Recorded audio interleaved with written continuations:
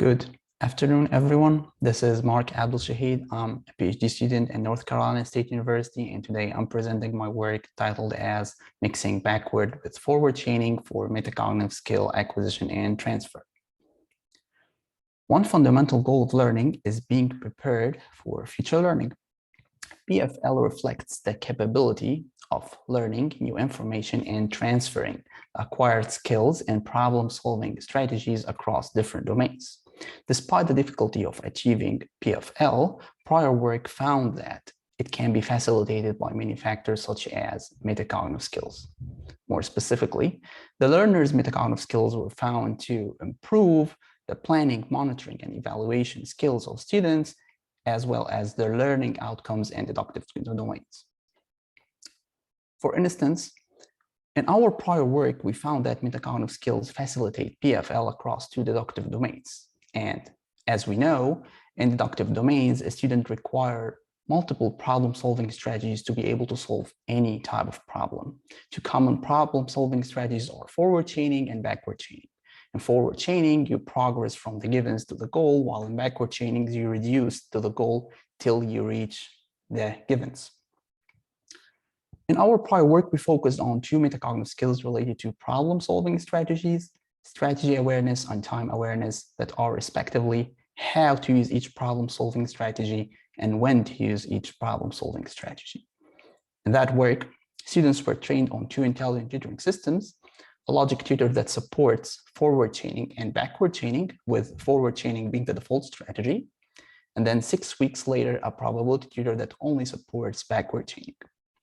We found that students who knew how and when to use forward chaining and backward chaining, referred to as strategy and time students, they demonstrated PFL by outperforming their peers, referred to as non-strategy and time students, on both logic and probability tutors. For the context of this work, we refer to the students who are not strategy and time as non-strategy and time students, and we're not going to break it into further metacognitive groups. In our work, in this current work, our aim is to improve the strategy and time awareness aspect for non-strategy and time students by mixing forward chaining and backward chaining on the logic tutor.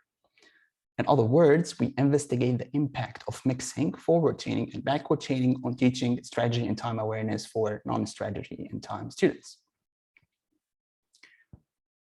We start by discussing the importance of strategy and time awareness in prior work.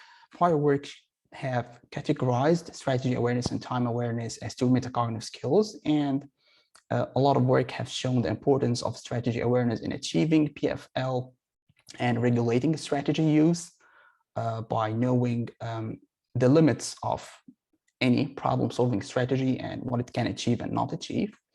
And also prior work have shown the importance of time awareness on yielding high academic performance and mastering planning skills. For forward chaining and backward chaining, there were a lot of experimental work that was done, and some of it shown the significance of forward chaining over backward chaining in tasks like learning physics and weightlifting movements, but other work showed no significant difference between the two strategies, such as different assembly tasks or teaching children various learning tasks.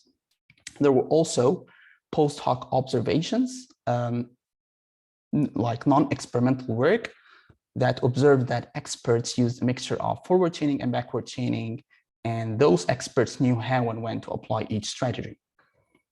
In our work, we carry an experimental study to evaluate the impact of mixing forward chaining and backward chaining on teaching strategy and time awareness for non-strategy and time students.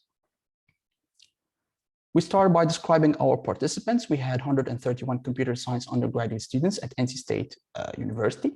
Each student is assigned two tutors, as described before, a logic tutor that supports forward chaining and backward chaining, with forward chaining being the default strategy, and 6 weeks later, a probability tutor that supports only backward chaining. Out of the 131 students, 121 students finished both tutors, and this is the number. This is the final number of students included in our analysis. The procedure is as follows. Students are first assigned to a logic tutor 2 pretest problems, and then they go to training.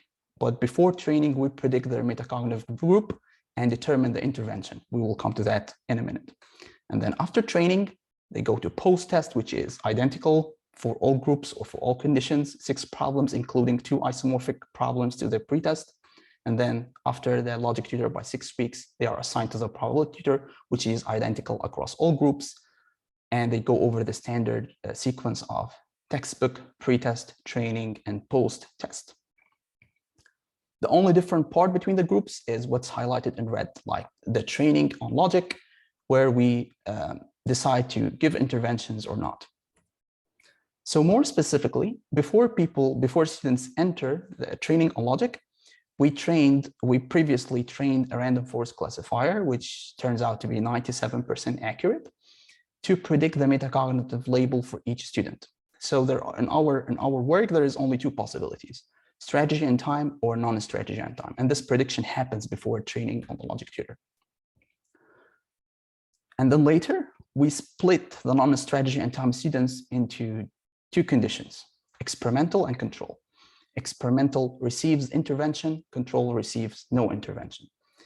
And for the strategy and time students, they also receive no interventions. What do we mean by intervention?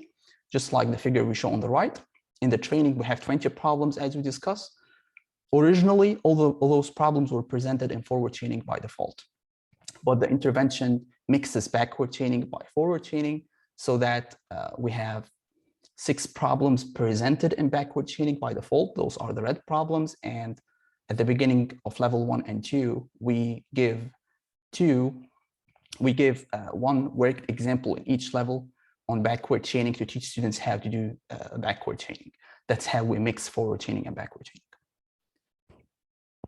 For the results, we compare the groups, the 3 groups: the experimental, the control, and strategy and time, and we treat strategy and time as the golden standard.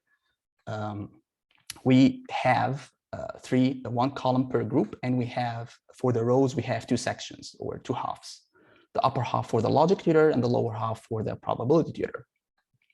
And in every half, we have 5 rows or 5 measures. First measure is a pretest, and the last 2 measures are the post-test and the normalized learning gain, or the NLG.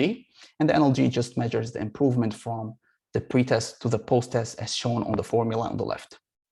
The middle 2 measures, like the second and third measures, are the isomorphic post-test and the isomorphic NLG, which are identical to the post-test or NLG, except that they focus on the isomorphic problems.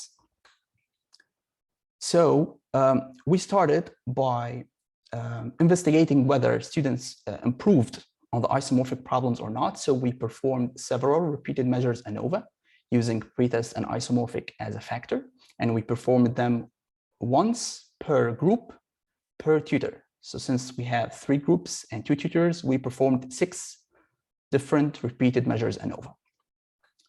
And the results we found were consistent, is that only the experimental and strategy and time students learned significantly. However, the control did not.